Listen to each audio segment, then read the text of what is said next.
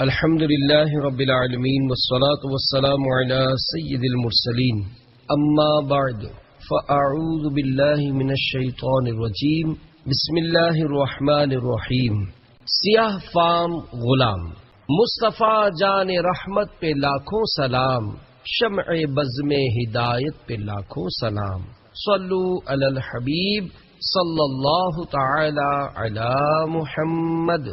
Number 1، سیاہ فام غلام۔ صحرائے عرب میں ایک قافلہ اپنی منزل کی طرف رواں دواں تھا۔ اثنائے راہ یعنی راستے میں پانی ختم ہو گیا۔ قافلے والے شدت پیاس سے بے تاب ہو گئے اور موت ان کے سروں پر منڈلانے لگی کہ کرم ہو گیا۔ ناگہانی آمغی سے ہر دو کون، مصطفیٰ پیدا شدہ از بہر آن، یعنی اچانک دونوں جہاں کے فریاد رس میٹھے میٹھے مصطفیٰ صلی اللہ تعالی علیہ وآلہ وسلم ان کی امداد کے لیے تشریف لے آئے۔ اہل قافلہ کی جان میں جان آ گئی۔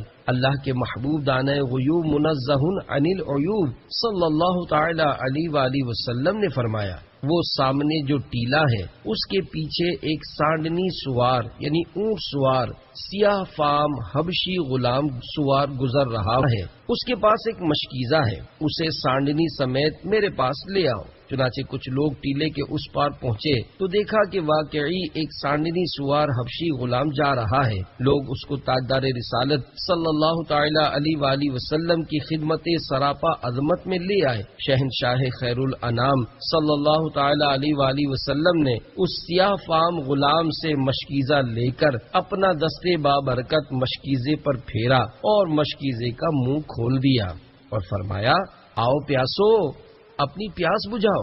چنانچہ اہل قافلہ نے خوب سیر ہو کر پانی پیا اور اپنے برتن بھی بھر لیے۔ وہ حبشی غلام یہ معجزہ دیکھ کر نبیوں کے سرور صلی اللہ تعالی علیہ وآلہ وسلم کے دستے انور چومنے لگا۔ سرکار نامدار صلی اللہ تعالی علیہ وآلہ وسلم نے اپنا دستے پر انوار اس کے چہرے پر پھیر دیا۔